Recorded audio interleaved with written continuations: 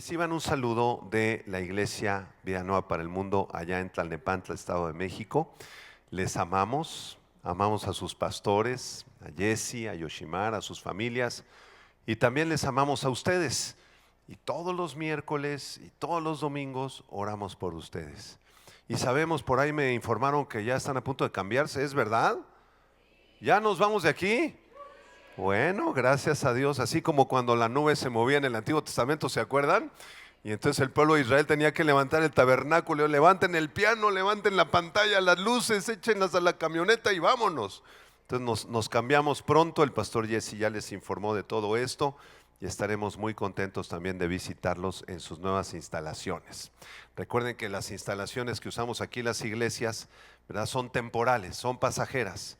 Entonces la verdadera instalación, por decirlo así, o tabernáculo, es la iglesia que está integrada por cada uno de nosotros y por el Señor Jesucristo que mora en medio de su iglesia. Amén. Así que la iglesia no es el edificio, no son las luces, no es el piano, son accesorios que el Señor nos concede, gracias a Dios por eso, pero la iglesia está integrada por nosotros. Amén.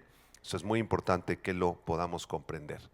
Muy bien, abran sus Biblias, por favor, hermanos, en el Evangelio según Mateo, en el capítulo 26.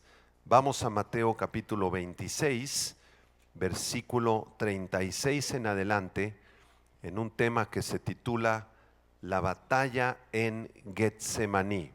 La batalla en Getsemaní. Vamos a darle lectura a este texto precioso, Mateo 26, versículo 36. Dice así la palabra de Dios. Entonces llegó Jesús con ellos a un lugar que se llama Getsemaní y dijo a sus discípulos: sentaos aquí entre tanto que voy allí y oro. Y tomando a Pedro y a los dos hijos de Zebedeo, comenzó a entristecerse y a angustiarse en gran manera. Entonces Jesús les dijo: mi alma está muy triste hasta la muerte. Quedaos aquí y velad conmigo. Vino luego a sus discípulos y los halló durmiendo y dijo a Pedro: ¿así que no habéis podido velar conmigo una hora? Velad y orad para que no entréis en tentación. El espíritu a la verdad está dispuesto, pero la carne es débil. Otra vez fue y oró por segunda vez diciendo: Padre mío, si no puede pasar de mí esta copa sin que yo la beba, hágase tu voluntad. Vino otra vez y los halló durmiendo, porque los ojos de ellos estaban cargados de sueño. Y dejándolos, se fue de nuevo y oró por tercera vez diciendo las mismas palabras. Entonces vino a sus discípulos y les dijo: dormid ya y descansad. He aquí, ha llegado la hora y el Hijo del Hombre es entregado en manos de pecadores. Levantaos y vamos, ved, se acerca el que me entrega. Vamos a hacer una oración, cierra tus ojos. Señor, te damos muchas gracias por tu preciosa palabra, Señor. Es un tesoro maravilloso que tenemos en nuestras vidas. Y estamos a punto de adentrarnos a uno de los pasajes más profundos, más santos del Nuevo Testamento. Abre los ojos de nuestro entendimiento, permítenos comprender el significado profundo de este pasaje, Señor, y aplicarlo a nuestras vidas, a nuestro diario vivir, Señor. Te lo pedimos y damos gracias en el nombre de Cristo Jesús. Amén. Si usted lee los pasajes anteriores a Mateo 26, 36, se va a dar cuenta que el Señor Jesucristo acababa de celebrar la última Pascua judía y la primera cena del Señor en el aposento alto, en una casa de Jerusalén. El Señor, después de celebrar esta última Pascua y primera cena del Señor, salió con sus discípulos rumbo a una sección muy especial al pie del monte de los olivos, llamada el huerto de Getsemaní. Y debemos tomar en cuenta que en los tiempos de Jesús, así como en la actualidad, la ciudad de Jerusalén no tiene muchos jardines donde uno pueda llegar y disfrutar con su familia o pasar un tiempo de oración, porque la ciudad de Jerusalén está construida sobre un monte, y entonces hay muy poco espacio en Jerusalén. Cada metro cuadrado de la ciudad de Jerusalén, desde los días de Jesús hasta nuestra fecha, tiene un altísimo valor, porque es una ciudad apretada. Así que los ciudadanos de Jerusalén no podían darse el lujo de tener un jardín privado. Quien tenía un jardín privado era una persona pudiente, una persona de altos recursos económicos que podía darse ese gran lujo.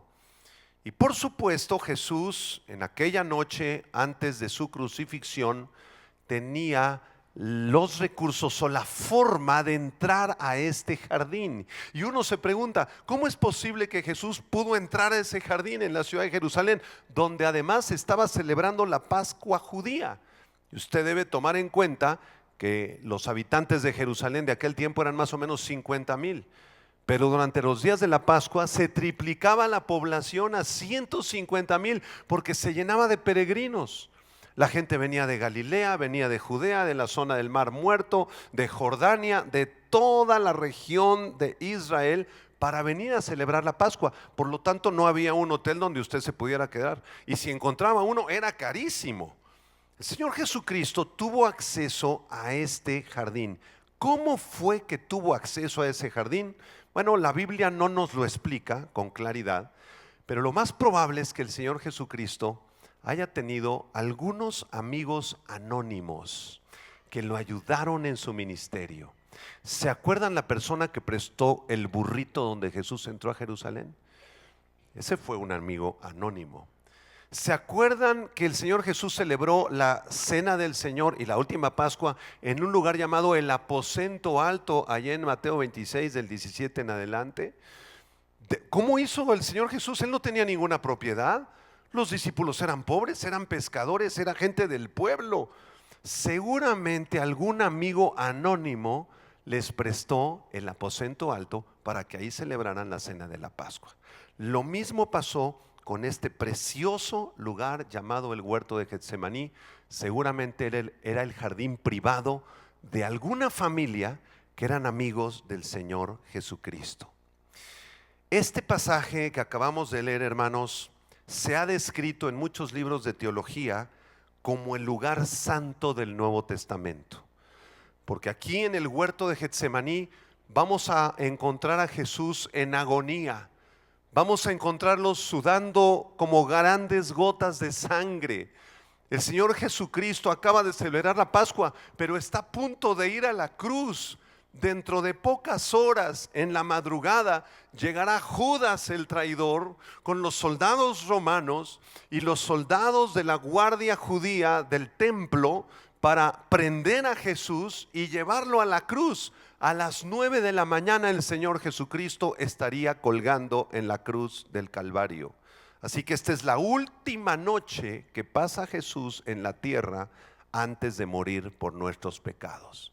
Vamos a examinar los versículos y a medida que los vayamos examinando, yo pido al Señor que con su Espíritu Santo Él abra tu entendimiento y podamos comprender juntos la belleza de este pasaje y la profundidad que tiene para nuestras vidas. Vamos a revisar primero el verso 36, Mateo 26, versículo 36. Después de haber celebrado la última cena, llegó Jesús con sus discípulos, verso 36, a un lugar que se llama Getsemaní, y dijo a sus discípulos: sentaos aquí, entre tanto que voy allí y oro. Apunta, la palabra Getsemaní en el idioma original significa prensa de aceite o lugar de los olivos. Este lugar tan especial solo se menciona 2 veces en todo el Nuevo Testamento, aquí en Mateo 26, 36 y en Marcos 14, 32. ¿Por qué se llamaba así este jardín? Porque ahí seguramente había una prensa de olivas. ¿Cómo era una prensa de olivas? Era un aparato así redondo, construido con piedra, que tenía una tapa de madera, y adentro se ponían las famosas olivas. Y entonces ahí, a través de un mecanismo, se iban prensando las olivas y en la parte inferior del aparato se obtenía el delicioso y famoso aceite de oliva extra virgen, primera prensa en frío, el cual se los recomiendo porque es algo increíblemente buenísimo para la salud. Si tú vas a consumir aceite de oliva, te recomiendo que sea aceite de oliva extra virgen, primera prensa en frío, que es como el que se obtenía aquí en el huerto de Getsemaní. Y no es casualidad que este lugar se llamara así, ya que fue en ese huerto donde Jesús fue prensado de una forma intensa y tremenda y lidió una batalla brutal en Getsemaní, orando a su Padre para encontrar fortaleza e ir a la cruz unas horas después. Y yo me pregunto, ¿por qué Jesús escogió este lugar? ¿Por qué el Señor no se quedó en el aposento alto después de haberle lavado los pies a los discípulos y ahí hubieran orado juntos y les hubiera compartido su agonía? Oren por mí, miren, aquí estamos en el aposento alto, aquí prefiero quedarme con ustedes. ¿Por qué el Señor Jesús no regresó a Galilea donde había hecho tantos milagros? ¿Por qué escogió el huerto de Getsemaní? Y yo encuentro dos razones principales por las cuales escogió este lugar. Y la primera razón es porque era el lugar favorito de Jesús. A Jesús le encantaba ir al huerto de Getsemaní a orar con sus discípulos y a pasar un tiempo de comunión con su Padre. De acuerdo a Lucas 22, versículo 39, Jesús solía ir a este lugar con frecuencia. No era la primera vez que Jesús iba a Getsemaní, ya había pasado muchas ocasiones con sus discípulos allí en el huerto de Getsemaní. Y en Juan capítulo 18, verso 2, la escritura dice que también Judas, el que le entregaba, conocía aquel lugar porque muchas veces Jesús se había reunido allí con sus discípulos. Juan 18, versículo 2. Así que Getsemaní no era un lugar que por primera vez estuviera conociendo Jesús aquella noche, sino que ya había asistido, ya había ido muchas veces a ese lugar a orar junto con sus discípulos. Y la segunda razón por la cual Jesús fue a Getsemaní era por la situación que se vivía en la ciudad, que ya les he comentado. La población de la ciudad se triplicó de 50,000 a 150,000 personas, porque justamente ahí se estaba celebrando la Pascua judía. Se estaba celebrando la Pascua en el día 14 de Nisán del año 32. Apunta la fecha, la Biblia nos da la fecha exacta. Desde Éxodo capítulo 12, Jesús tenía que morir un día 14 del mes judío de Nisán para ser ofrecido como un holocausto, como un sacrificio de expiación agradable al Padre. Así que como no había otro lugar para que se hospedaran, Jesús decide ir aquí al huerto de Getsemaní. Si usted tiene alguna vez oportunidad de ir a Israel y de visitar la ciudad santa de Jerusalén, ahora que pase la guerra, si el Señor no viene antes, y alguno de ustedes tiene esa preciosa oportunidad, se van a encontrar que en el huerto de Getsemaní hay una escalera bastante amplia, bastante larga, y esa escalera tiene alrededor de 2000 años. Probablemente por esa escalinata es que Jesús subió al huerto de Getsemaní. Además hay una iglesia católica romana llamada la Iglesia de Todas las Naciones, que según esta tradición conservan ahí una piedra donde Jesús oró y supuestamente ahí sudó las gotas como de sangre, pero esto no está confirmado, ¿verdad? Y muchas personas entran a esa iglesia y se postran delante de la piedra y la besan y la adoran. Usted no haga eso, por favor, si va a Jerusalén. Usted adore al Señor Jesucristo. No sabemos si fue esa piedra o otra piedra, no importa, lo importante es que tenemos el relato bíblico. Amén. Así que llegando a Getsemaní, regresamos al verso 36, Jesús dice a sus discípulos: sentaos aquí entre tanto que voy allí y oro. Pero no solamente les dijo eso, sino que en Lucas 22:40 la escritura dice que les dijo que oraran para que no entraran en tentación. Jesús llega al huerto y entonces deja a 8 de sus discípulos en la entrada del huerto y les dice: siéntense aquí porque yo voy a ir un poco más adelante y voy a orar. Y la Biblia nos revela en los versículos siguientes que Él tomó a 3 de sus discípulos como un grupo más exclusivo para llevarlos más adelante en el huerto. Eso significa que dejó a 8 de los discípulos en la entrada. 8 más 3 son 11 discípulos. ¿Y el 12º dónde estaba? ¿Dónde estaba Judas? Estaba negociando la entrega de Jesús por 30 monedas de plata en el templo judío. Judas ya no estaba ahí. Y noten cómo Judas sabía dónde se encontraba Jesús. Judas sabía que Jesús iba a estar en Getsemaní. Vamos ahora al versículo 37. Vean, vamos a dividir este estudio en 4 escenas. La primera escena la vamos a llamar la agonía de Jesús. Vean el verso 37 y 38. Y tomando a Pedro y a los 2 hijos de Zebedeo, comenzó a entristecerse y a angustiarse en gran manera. Entonces Jesús les dijo: mi alma está muy triste hasta la muerte, quedaos aquí y velad conmigo. Jesús entonces deja a los 8 a la entrada y toma a 3. Toma a Pedro y a los hijos de Zebedeo. ¿Cómo se llamaban los hijos de Zebedeo? Juan y Jacobo. Apúntalo. Juan y Jacobo. Estos 3 discípulos eran el círculo íntimo de Jesús. Cuando Jesús vino a sanar a la hija de Jairo, entró con ellos 3. Cuando subió al monte de la transfiguración, subió con estos 3 discípulos. Era el círculo de amistad más íntimo que tenía Jesús en ese tiempo. ¿Por qué razón estos 3 discípulos pertenecían al círculo íntimo de Jesús? Yo me pregunto. ¿Por qué no escogió a Mateo, a Felipe y a otro de los discípulos? ¿Por qué escogió a estos 3 hermanos? ¿Nunca se lo han preguntado? Y creo que la respuesta es que escogió a estos 3 porque eran los más difíciles. Eran los más orgullosos, los más soberbios, los más complicados de los 12 discípulos. Pedro era muy necio. ¿Han leído? Cuando tenía que hablar, se quedaba callado. Cuando se tenía que quedar callado, hablaba. Allá en el monte de la transfiguración interrumpió a Jesús. ¿Se acuerdan? Cuando Jesús está platicando con Elías y con Moisés, y en vez de que Pedro esté adorando, se levanta: Señor, disculpa la interrupción, ¿no quisieras que construyéramos aquí 3 enramadas?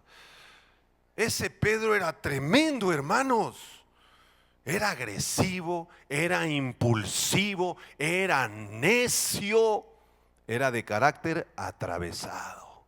¿Cuántos Pedros habrá en la iglesia Vida Nueva Toluca? No levanten la mano, pero tenemos algunos Pedros también en la iglesia. Y también Juanito y su hermano Jacobo no eran precisamente los más consagrados. A ellos se les llamaba los hijos del trueno, ¿recuerdan? ¿Por qué? Porque igual que Pedro eran impulsivos, eran bravos, eran agresivos. Los hijos del trueno. Recuerden en los evangelios que una vez vinieron con su mamá. Los angelitos trajeron a su mamá. Entonces la mamá le dice a Jesús: Señor, cuando vengas en tu reino, ¿será posible que mis 2 querubines estén sentados, uno a tu derecha y otro a tu izquierda? Háganme ustedes el favor, pidiendo favores celestiales. No entendían quién era Jesús todavía. Y entonces esto trajo problemas muy graves con Pedro y con Mateo y con Felipe y con los otros. El grupo de los 12 no era un grupo fácil. Por esa razón Jesús escogió a estos 3 discípulos, porque muy probablemente eran los más difíciles de carácter, pero también eran los que más amaban a Jesús. ¿No es verdad? Juan se recostaba en el pecho de Jesús ahí en la última cena, porque era el discípulo a quien Jesús amaba. Jacobo, de la misma manera, fue el primer mártir de la historia del cristianismo. Allá en Hechos 12 le corta la cabeza a Herodes y es el primero de los discípulos que muere como mártir. Y Pedro también amaba profundamente al Señor Jesús, pero eran muy complicados de carácter. Y noten cómo el Señor Jesucristo los toma a Pedro y a los 2 hijos de Zebedeo ahí en el versículo 37, porque sabía que ellos le amaban profundamente y quería darles una lección en el huerto de Getsemaní. Quería que ellos aprendieran a depender de Dios en los momentos más difíciles de la vida. Impresionante lo que vemos aquí en el huerto de Getsemaní. Nosotros también podemos llegar a experimentar un nivel de comunión íntima con Jesús. ¿Creen ustedes que esto es cierto? Igual que Pedro, que Jacobo y que Juan, ¿podemos nosotros acercarnos de esa manera a Jesús, hermanos? ¿O fue exclusivo de ellos? Y cuando leemos estos pasajes, no, pues es que Pedro amaba mucho a Jesús y Juan, pero pues, para mí es difícil acercarme así, de esa manera a Jesús. No, hermanos, nosotros también podemos acercarnos de esa manera al Señor Jesucristo.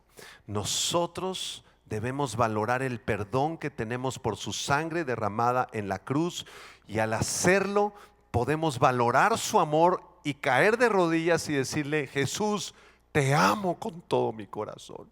Quiero estar cerca de ti, Señor Jesucristo. No importa donde quiera que tú vayas, yo quiero seguir tus pasos. ¿Cuántos aman así al Señor Jesús? ¿Se lo puedes decir levantando tus manos? Díselo: Señor Jesús, díselo. Yo te amo con todo mi corazón, Señor Jesús. Yo quiero ser tu discípulo y quiero caminar por donde quiera que tú vayas, Señor Jesús. Permíteme tener comunión íntima contigo. Amén. Nosotros también podemos ser como Pedro, como Juan y como Jacobo. Pastor, pero es que mi carácter es peor que el de Pedro. Eres buen candidato, siempre y cuando ames a Jesús con todo tu corazón. Pastor, es que yo también le he pedido cosas equivocadas al Señor, como Jacobo y como Juan. Eres un excelente candidato, siempre y cuando te humilles y te asegures de que amas a Jesús. Él va a formar tu carácter. Amén. En el Salmo 25, versículo 14, dice la Escritura: la comunión íntima del Señor es con los que le temen, y a ellos hará conocer su pacto. La comunión íntima del Señor es con aquellos que le temen. Ahora, vale la pena formular en este punto otra pregunta. ¿Acaso el Señor necesitaba compañía en Getsemaní, hermanos? ¿Ustedes qué creen? Hay dos puntos de vista teológicos. Hay teólogos que dicen: no, el Señor no necesitaba compañía porque Él es Dios, Él es el Cristo, es Dios hecho carne. Claro que no necesitaba compañía. Pero ese punto de vista a mí me parece equivocado, porque el Señor Jesucristo también tenía amigos y ellos eran sus amigos. Este grupo de discípulos eran sus amigos. Regresamos a Mateo 26, versículo 37. Dice que tomó a Pedro, a los dos hijos de Zebedeo, y comenzó a entristecerse y angustiarse en gran manera. Entonces Jesús les dijo: mi alma está muy triste hasta la muerte, quedaos aquí y velad conmigo. Apunta estas palabras. La palabra para tristeza o entristecerse es la palabra griega lupeo, que significa aflicción, dolor, angustia, tristeza. Jesús estaba bajo una tremenda presión, bajo una profunda tristeza, sentía un profundo dolor en su alma. Y la palabra angustiarse o angustia es la palabra griega ademoneo, se parece al anterior. Lupeo es tristeza y ademoneo es angustia. Y esta palabra griega significa estar afligido, estar angustiado en gran manera. Y más adelante Jesús añade y les dice: mi alma está muy triste hasta la muerte, quédense conmigo, velen conmigo, mi alma está triste, siento la muerte. Es lo que les está diciendo Jesús aquí. Y esta profunda tristeza de Jesús fue provocada por el hecho de que Él se convertiría en pecado, que el Padre lo abandonaría y que tendría que pagar por el pecado de la humanidad en la cruz. Como dice el apóstol Pablo en 2 Corintios 5:21, ¿se acuerdan? Ahí el apóstol Pablo dice: al que no conoció pecado. ¿Quién es ese? Jesús. Al que no conoció pecado, Dios, el Padre, lo hizo pecado, lo consideró como el peor de los pecadores, para que nosotros fuésemos hechos justicia de Dios en él. El inocente Cordero de Dios que quita el pecado del mundo tendría que ir a la cruz en pocas horas. Qué tristeza tan grande le provocó al Señor Jesucristo llevar el pecado de toda la humanidad.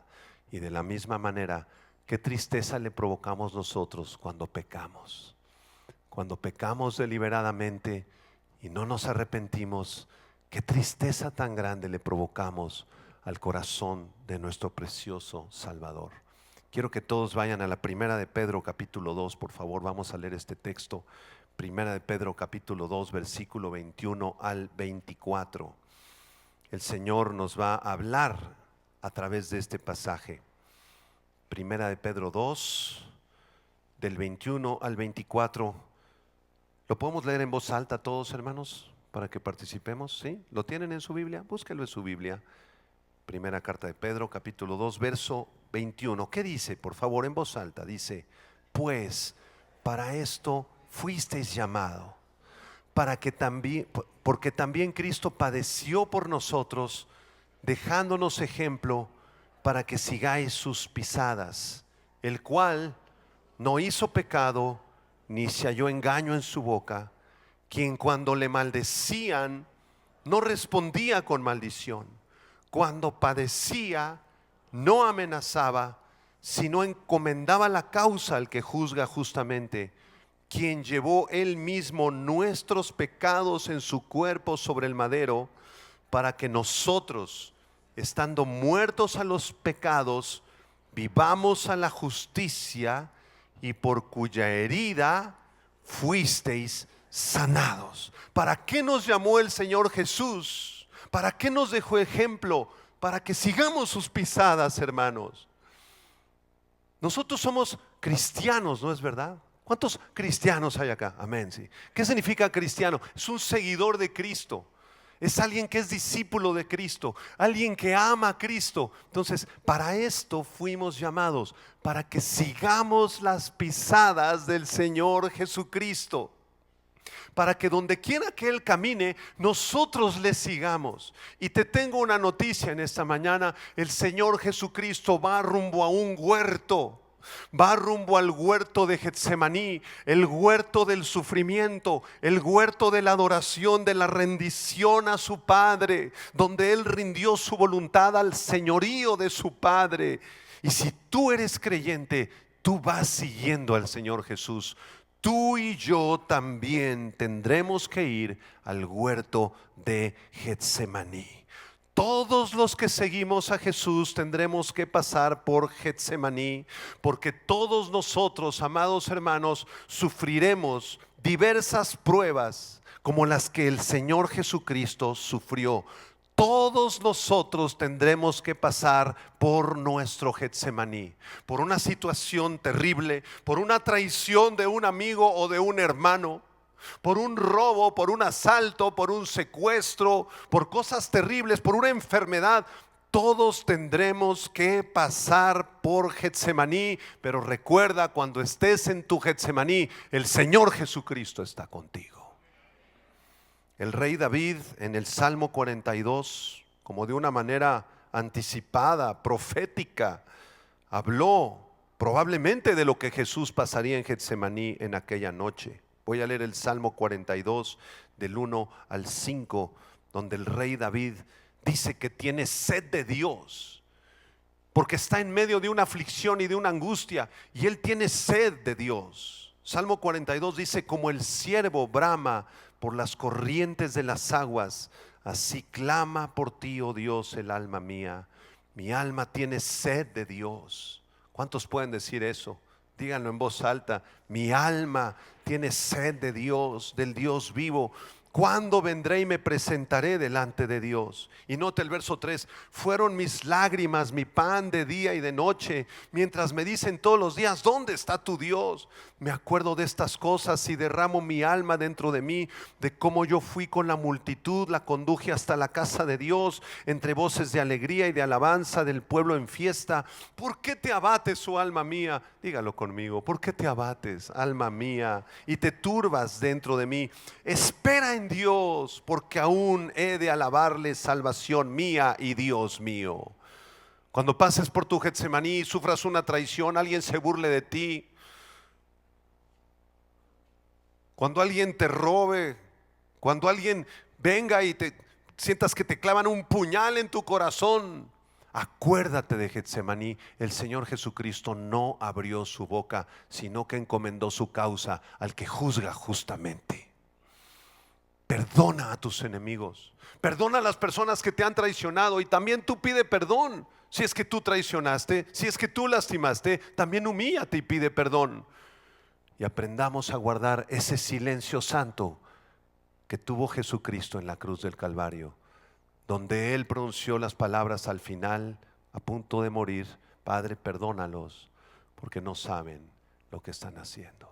Regresamos a nuestro pasaje, Mateo 26, 39. La segunda escena se titula La rendición de Jesús al Padre. Vamos a estudiarla.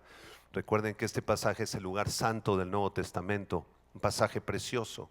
Mateo 26, 39, la rendición de Jesús al Padre. Verso 39, yendo un poco adelante, recuerden, ya dejó a los 8 en la entrada, deja al otro grupo de 3 un poquito atrás, y después Jesús va un poco más adelante, y entonces se postró sobre su rostro, orando y diciendo, ¿qué dijo Jesús?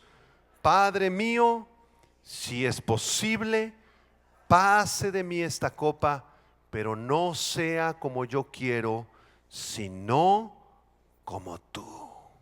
El Señor Jesús deja atrás a los otros 3 discípulos, se separa del grupo. ¿Y para qué se separó? Para postrarse delante de su Padre. El Señor Jesús era un hombre de oración. El Señor Jesucristo pasaba horas en la presencia del Padre en la mañana, después de haber sanado a los enfermos y a los paralíticos y liberado a los endemoniados, y seguramente se dormía ya tarde, cansado, pero en la madrugada, antes que saliera el sol, el Señor se postraba, porque Él practicaba la oración con su Padre. Él amaba a su Padre. ¿Te gusta a ti postrarte delante de Dios, hermano?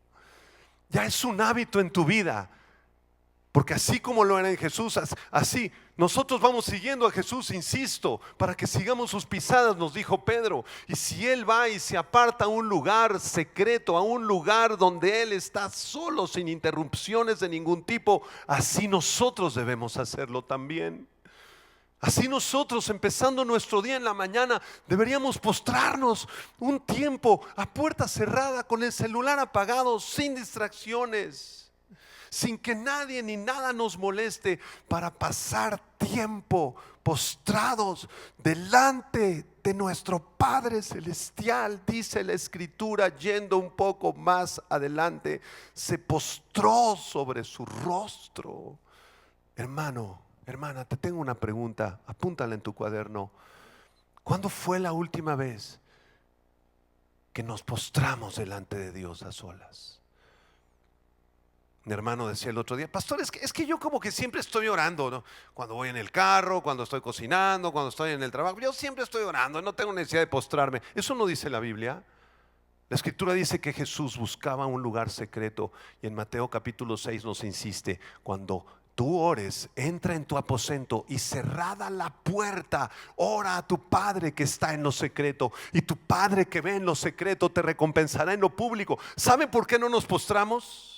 ¿Sabe por qué nos cuesta tanto trabajo postrarnos en secreto 20 minutos, media hora, 15 minutos a solas delante del Padre? Porque a nuestra carne no le gusta. Nuestra carne detesta postrarnos solos delante de Dios, porque ahí no hay ningún aplauso, no hay ningún reflector, no hay nadie que nos reconozca, no hay nadie que nos aplauda. Por eso mi carne detesta postrarse delante de Dios todas las mañanas. Y tenemos que aprender a crucificar nuestra carne, ¿no es verdad? Vean las palabras del Señor Jesucristo en el verso 39. Jesús se postra sobre su rostro, está orando y le dice: Padre mío, Abba. Abba en el original griego, la palabra padre, Abba, que viene de una palabra hebrea, Abba, que es como si le dijera papito. Padre amado es una expresión muy tierna que usaban los niños judíos para referirse a sus papás. Papito, Padre, aquí estoy, te necesito tu abrazo. Padre mío, si es posible, pase de mí esta copa, pero no sea como yo quiero, sino como tú. En otras palabras, Jesús le está diciendo al Padre: Señor, si hay otra manera de salvar a la humanidad pecadora, si hay otra forma, otro método que pueda existir, Señor, sería bueno. Yo no quiero ir a la cruz. Ningún ser humano quiere que lo golpeen ni que lo asesinen, ¿verdad? Jesús era un ser humano. solamente que Él añadió humanidad a su deidad. Él siempre ha sido Dios por los siglos de los siglos, pero cuando Él fue concebido en el vientre de María, Él agregó humanidad a su deidad. Y ningún ser humano le gusta que lo golpeen y que lo crucifiquen. Por eso ora de esta manera: Padre, si hay otra forma, está bien, que pase de mí esta copa, pero no sea como yo quiero, sino como tú. Hermanos, ¿a qué copa se refiere Jesús aquí? Porque Él está hablando de una copa, ¿no es verdad? Si es posible que pase de mí esta copa. Bueno, recuerden que Jesús es judío. Entonces Él está tomando la imagen de la copa de muchos pasajes del Antiguo Testamento que al hablar de la copa se refieren a la copa de la ira de Dios. Les pongo como ejemplo Jeremías capítulo 25, vamos a leerlo. Jeremías 25 del 15 al 17. Es un pasaje donde Jehová está juzgando a su pueblo Israel. Jeremías 25, 15 dice: porque así me dijo Jehová, Dios de Israel: toma de mi mano la copa del vino de este furor y da a beber a él a todas las naciones a las cuales yo te envío. Y beberán y temblarán y enloquecerán a causa de la espada que yo envío entre ellas. Y tomé la copa de la mano de Jehová y di de beber a todas las naciones a las cuales me envió Jehová. Noten cómo en el verso 15 se refiere a la copa del vino de este furor. Es decir, esta copa se está refiriendo a la copa de la ira de Dios. Nuestro Dios es un Dios santo, hermanos. Nuestro Dios nos creó a la humanidad en el huerto del Edén, un hombre llamado Adán y su esposa que la formó de la costilla de Adán. Esa es la primera pareja humana, de ahí venimos todos nosotros. Dios nos formó, Dios nos creó en el vientre de nuestra madre. Por eso Él tiene derecho a pedirnos cuentas. Él desea que seamos como Él. Sed santos porque yo soy santo. Pero nosotros no somos santos, somos pecadores, hemos pecado, hemos ofendido a Dios y teníamos que beber la copa de la ira de Dios. La copa que Jesús bebió en la cruz del Calvario era la copa que tú y yo merecíamos beber por nuestras mentiras, por nuestros pecados, por nuestro egoísmo, por nuestra soberbia, porque todos somos pecadores y estamos destituidos de la gloria de Dios. Mas Dios muestra su amor para con nosotros en que, siendo aún pecadores, Cristo murió por nosotros. Puedes decirle esa noticia a la persona a tu lado: Cristo murió en tu lugar. Los clavos que le pusieron a Jesús en sus manos y en sus pies, la corona de espinas que le pusieron con espinas de más de 3 pulgadas, hermanos. Y después le cerraron sus ojos con una venda, ¿recuerdan? Y el soldado romano tomó así un palo y comenzaron a golpearlo en la cabeza a Jesús, para que las espinas traspasaran su cráneo, y comenzó a sangrar de la cabeza a nuestro Señor. Y los soldados se burlaban de él y le decían: si eres el Hijo de Dios, si eres un verdadero profeta, adivina, dinos, profetízanos, ¿quién te ha golpeado? Esa corona de espinas era para nosotros. La copa de la ira de Dios era para nosotros, pero Jesucristo la llevó en nuestro lugar. Gloria sea a nuestro precioso Señor Jesucristo. Gracias, Jesús, por haber pagado ese precio por nosotros. Gracias, Jesús. Avanzamos a este lugar santo del Nuevo Testamento, a nuestra tercera escena: la soledad y el amor de Jesús a sus discípulos. Vean el versículo 40. Regresamos a Mateo 26, verso 40. Y dice el texto: vino luego a sus discípulos y los halló durmiendo, y dijo a Pedro, ¿qué le dijo a Pedro? Así que no habéis podido velar conmigo una hora. Velad y orad para que no entréis en tentación. El espíritu a la verdad está dispuesto, pero la carne es débil. Otra vez fue y oró por segunda vez, diciendo: Padre mío, si no puede pasar de mí esta copa sin que yo la beba, hágase tu voluntad. Vino otra vez y los halló durmiendo, porque los ojos de ellos estaban cargados de sueño, y dejándolos se fue de nuevo y oró por tercera vez, diciendo las mismas palabras. ¿Pueden imaginar la escena, hermanos? Jesús entra al huerto de Getsemaní, deja a sus 8 discípulos a la entrada. Por favor, estén orando, estén velando. Toma a Pedro, a Jacobo, a Juan, los lleva un poco más adelante. Les dice lo mismo: estén velando, estén orando. Él se va a solas, clama al Padre. Le dice: Señor, si es posible que pase a mí esta copa. Si no, Señor, no se haga mi voluntad, hágase tu voluntad. Y después regresa a checarlos, a examinarlos. ¿Y qué estaban haciendo los discípulos? ¿Qué estaba Pedro haciendo, hermanos?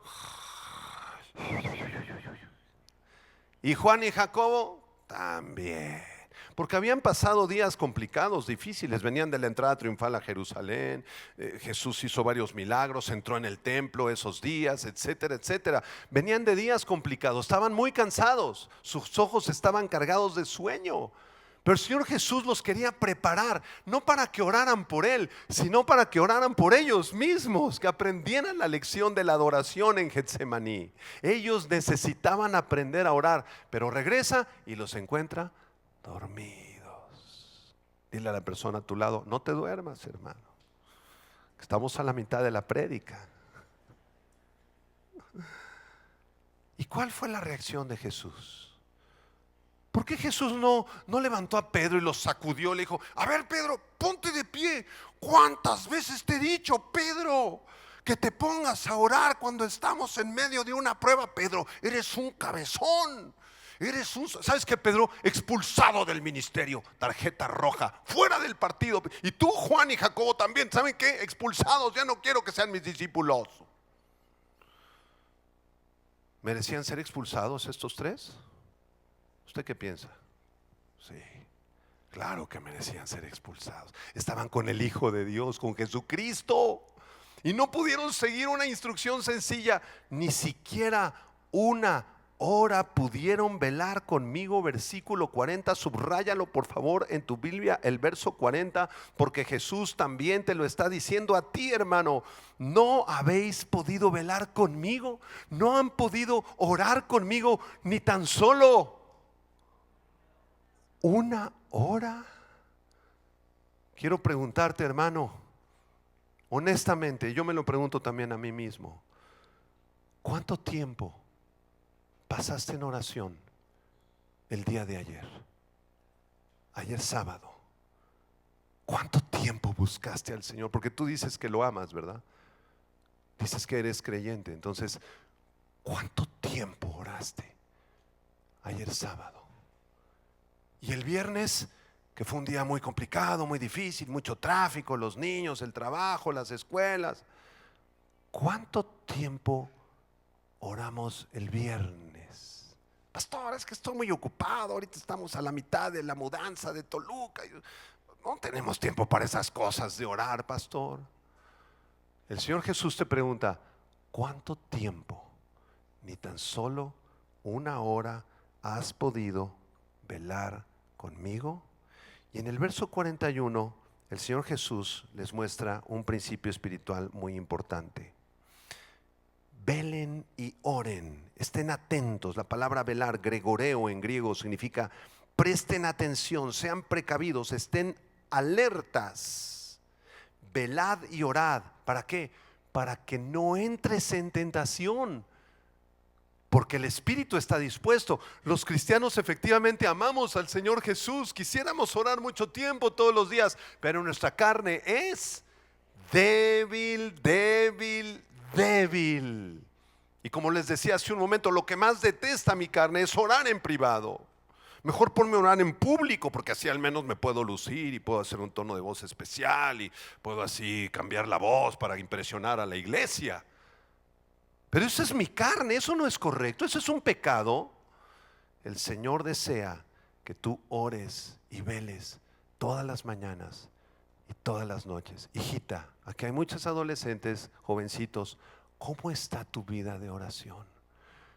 Mañana lunes, en la mañana, el Señor desea que antes de salir de tu cuarto, hijita, antes de entrar al baño, hijo, a lavarte los dientes o ayudarle a tu mamá a preparar el desayuno, antes que empiece el día, tú tomes un tiempo de rodillas con Él, buscándolo, adorándolo. Tu carne se va a resistir Y más si te pones de rodillas, porque luego es una posición incómoda, ¿verdad? Uy, de rodillas, uy. Yo así les digo a los que vienen a pedir consejería, hermano, antes de la consejería, vamos a orar, hermanos, pero de rodillas, acompáñame, hermano, vamos a arrodillarnos. Y muchos se incomodan. Pastor, ¿pero por qué de rodillas o qué? No, no póngase de rodillas, vamos. Uy, nos cuesta trabajo. ¿Por qué nos cuesta trabajo? ¿Sabes por qué? Por nuestro orgullo tan grande. ¿Arrodillarme? Claro que sí, arrodillarme. Estamos delante del Rey de Reyes, del Creador del universo. Por supuesto que lo menos que puedo hacer es arrodillarme y adorarlo a Él y pasar tiempo con Él, tiempo precioso, tiempo valioso. El mejor tiempo que puedas pasar en tu vida es de rodillas delante de la presencia de tu Dios, porque lo amas con todo tu corazón. ¿No es verdad? 2 personas dijeron amén solamente. Señor Jesucristo en el verso 42 se fue, otra vez los dejó y dijo las mismas palabras. Por tercera vez dijo las mismas palabras: Padre mío, si no puede pasar de mí esta copa sin que yo la beba, hágase tu voluntad. Diga conmigo: Señor, no se haga mi voluntad, hágase tu voluntad en mi vida. El Señor Jesucristo rindió su voluntad al señorío de su Padre. Apúntalo, apúntalo. Él no hizo lo que él quiso. Tal vez los discípulos le sugirieron en alguna conversación: Señor, mira, Señor, vámonos a Egipto. Agarramos ahorita un tranvía, algo, un autobús, vámonos a Egipto, que no te crucifiquen, puedes vivir hasta los 80, 90 años diciéndonos tus parábolas y tus enseñanzas, Jesús, vámonos. Pedro le prometió: no, Señor, no te preocupes, nosotros iremos a donde tú vayas, y si a ti te toman los soldados romanos, te llevan a la cruz, nosotros iremos contigo a la cruz. Y más adelante en esta madrugada, cuando llega Judas con los soldados, ¿qué hizo Pedro? Lo traicionó y más adelante lo negó 3 veces. Lo negó. ¿Y qué hicieron los otros discípulos? Salieron pero corriendo, hermanos. Lo traicionaron a nuestro precioso Señor. Ellos tenían que aprender la lección de rendir su voluntad al señorío de Cristo. Hermanos, amados, entendamos esto. En tu vida, desde el momento que tú te convertiste a Cristo y naciste de nuevo, ya no se va a hacer lo que tú digas. Dile a la persona de tu lado: ya no se va a hacer lo que tú mandas. Dios va a hacer su voluntad en tu vida. Te suplico que ya no luches, ya no pelees con Dios, ya no pelees con Dios. Rinde tu voluntad al señorío de Dios, al señorío de Cristo. Porque muchos cristianos solamente han recibido a Jesús como su Salvador, pero no se rinden ante Él como su Señor.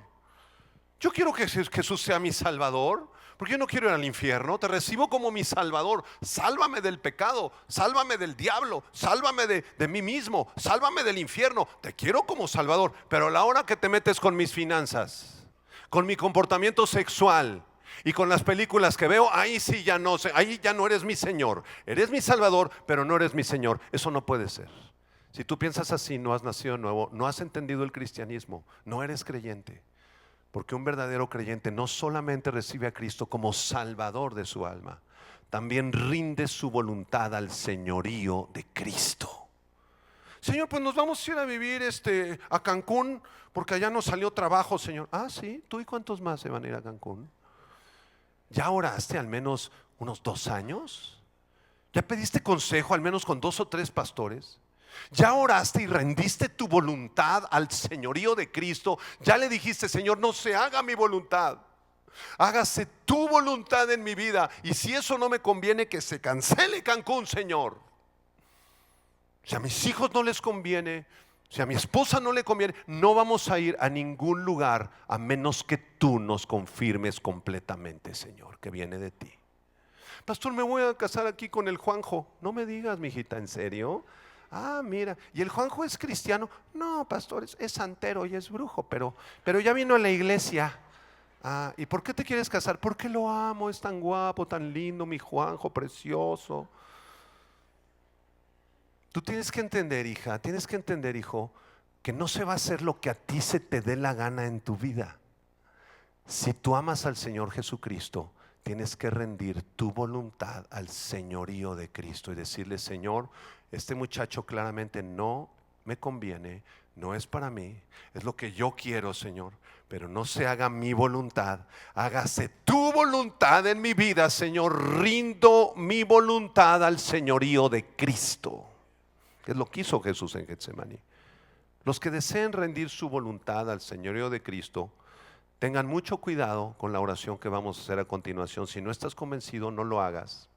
Pero si estás convencido y amas a Jesús, levanta una de tus manos y dile: Señor Jesucristo, en este momento rindo mi voluntad, mis planes, mis sueños, mis proyectos, mi economía a tu señorío. No se haga mi voluntad, Señor, hágase tu voluntad en mi vida, porque tu voluntad es buena, es agradable y es perfecta en Cristo Jesús. Amén. Y en último lugar, gloria a Dios, qué tema tan precioso. Mucho podríamos hablar de Getsemaní, pero vamos a concluir con el verso 45 y 46, la cuarta escena, el valor de Jesús. Así se llama esta cuarta escena. Vean el verso 45. Estamos en Mateo 26, 45. Entonces vino a sus discípulos y les dijo: duérmanse ya, descansen. Noten el profundo amor de Jesús por sus discípulos. No los expulsó del ministerio, aunque se lo merecían. No les puso una regañada tremenda, aunque se lo merecían. Simplemente, cariñosamente les dijo: duérmanse, descansen. Ha llegado la hora y el Hijo del Hombre es entregado en manos de pecadores. Estaba a punto de ir a la cruz y los dejó dormir. La tercera vez que él fue a orar en privado, él sudó como grandes gotas de sangre. Esto se llama hematidrosis, un fenómeno en donde una persona suda gotas de sangre debido al estrés y la angustia en que se encuentra. El Señor Jesucristo estaba listo para ir a morir por ti a la cruz. Si tú sigues a Jesús, tú vas a pasar por Getsemaní. Si tú eres seguidor de Jesús, tú vas a ser crucificado junto con Cristo en la cruz. Como dice el apóstol Pablo: crucificado estoy juntamente con Cristo. Recuerda Gálatas 2:20. Si tú sigues a Jesús, tú vas a morir en una cruz a tus pecados. Si tú eres seguidor de Jesús, vas a ser sepultado en una tumba junto con Jesús.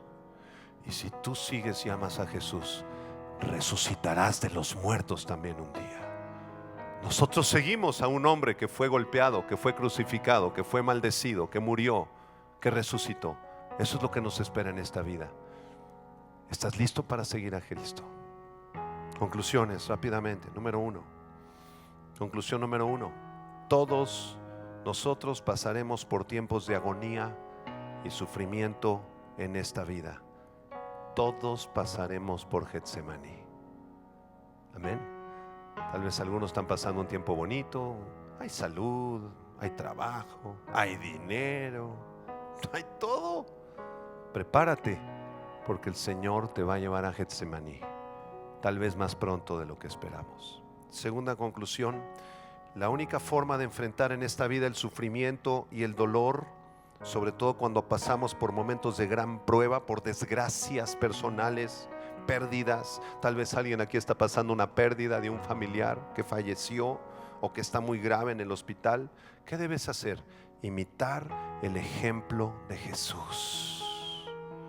Estás en medio de un Getsemaní tremendo, hermana. Te suplico, imita al Maestro. Póstrate delante de tu Padre en oración. Rinde tu voluntad al señorío de Cristo en el nombre de Jesús. Ora sin desmayar, porque Getsemaní no dura para siempre. Última conclusión: en medio de nuestro Getsemaní debemos acercarnos al Señor como niños pequeños, decirle: Abba Padre, Padre querido, vengo a clamar a ti Él te guiará aún más allá de la muerte, como dice el Salmo. Y cuando lleguemos a nuestro último Getsemaní, es decir, el momento de nuestra muerte, si el Señor no viene antes por su iglesia, y el Señor te manda a llamar antes, como mandó llamar a un amigo de 22 años hace un tiempo, o mandó llamar a Tadeo, un niñito que se congregaba allá en Tlalnepantla, que quería ser pastor, de 6 añitos de edad, y el Señor lo mandó a llamar a su presencia a los 6 años de edad. O tal vez como la hermana Serafina, que el Señor la mandó llamar hace 2 semanas a los 105 años de edad. Gloria a Dios. Yo no sé a qué edad te mande llamar el Señor, pero es seguro que te va a mandar llamar. Y ahí vas a enfrentar tu último Getsemaní, en el momento de la muerte, cuando estemos ahí ya en las últimas. ¿Qué vas a hacer ahí, hermano? ¿Qué vas a hacer? Ay, mande llamar a un doctor, no me quiero morir. ¿Así, en serio? ¿Así vas a enfrentar ese Getsemaní? ¿O le vas a decir en ese momento: Señor, yo rindo mi voluntad a tu señorío, no se haga lo que yo quiera, hágase tu voluntad, ayúdame a pasar por este huerto, porque en pocos minutos voy a estar en tu presencia? ¿Cómo vas a pasar tu último Getsemaní? Les dejo de tarea que lean este pasaje durante un mes completo, todos los días, para que se adentren mucho más en lo que pasó en aquella noche, aquella madrugada en el huerto de Getsemaní, que es mucho, mucho, mucho más profundo de lo que cualquier pastor pueda enseñar en 45 minutos. Cerremos nuestros ojos. Señor, te damos muchas gracias por este pasaje hermoso, Señor, esa batalla que tuviste en Getsemaní, donde hay tantas lecciones que aprender. Levanta tus manos, hermano, dile: Señor Jesús, yo quiero ir contigo a Getsemaní y quiero entrar a lo más profundo del huerto para orar, para postrarme delante de mi Padre, Señor. Ayúdame, Señor, a no quedarme dormido. Ayúdame a que mi carne no me gane, Señor, y me traicione. Enséñanos, Señor, a orar, a clamar delante de ti, Señor. Y cuando estemos en angustia, en aflicción y en necesidad, podamos levantar nuestras manos como lo hacemos ahora y decirte: Señor, que no se haga lo que yo quiera, que se haga lo que tú mandas en mi vida, Señor. Rendimos nuestra voluntad, nuestros sueños, nuestros planes, nuestros proyectos, nuestro matrimonio, nuestra empresa, nuestro trabajo, al señorío de Cristo. Nos rendimos a ti, Señor.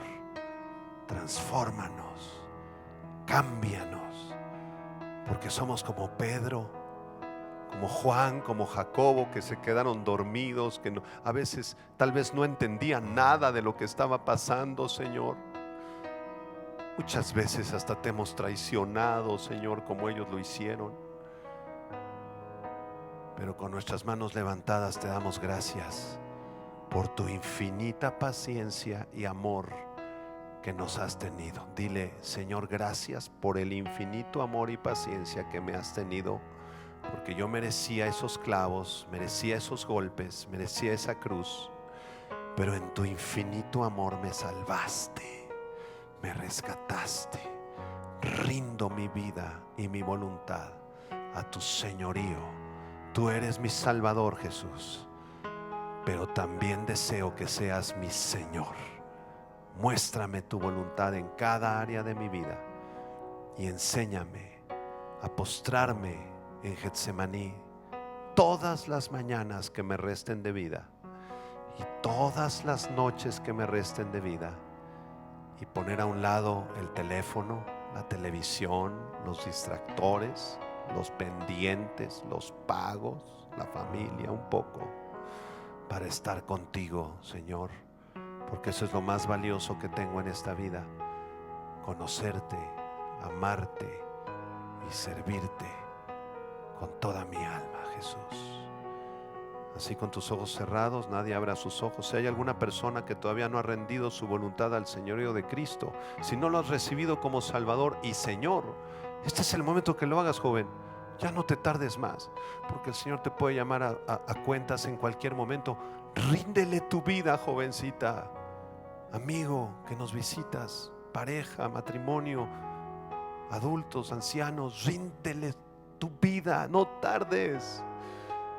Si así lo deseas hacer, dile esta oración con tus ojos cerrados. Cierre sus ojos, joven, y dígale: Señor Jesucristo, yo soy un pecador, una pecadora. Muchas veces te he ofendido, te he traicionado de muchas formas, Señor. He mentido, Señor. He tenido pensamientos contrarios a tu palabra, Señor. Perdóname, límpiame con tu sangre, la sangre que derramaste ahí en la cruz, Señor. Me limpie en este instante. Entra a mi vida, Jesús.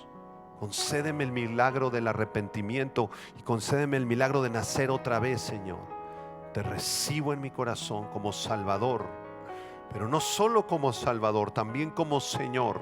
Gobierna tú mi vida, Señor. Te entrego todo lo que soy y todo lo que tengo, y te doy las gracias por la oportunidad que me das de conocerte. En tu nombre precioso, en el nombre de Cristo Jesús, todos decimos amén. Gloria a Dios. Hola, ¿qué tal? Me da mucho gusto saludarles y quisiera simplemente comunicarles que gracias a todos ustedes a través de todas las naciones del mundo que aman la palabra de Dios y que realmente están interesados en que nosotros, como organización Vida Nueva para el Mundo y Armando Alducin Ministries, continuemos predicando el Evangelio de la Gracia de Jesucristo y que podamos nosotros continuar haciéndolo gracias a sus donaciones.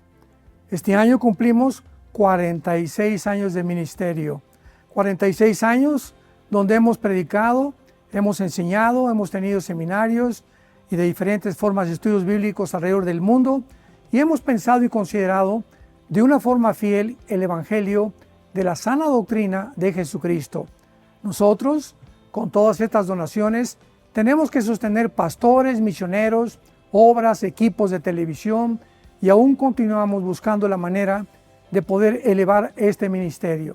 Hasta este momento quiero que ustedes estén enterados que no tenemos una sola propiedad como organización, y así hemos trabajado durante 46 años porque le damos la importancia a la evangelización, a las misiones y también a los hombres de Dios para levantar más pastores.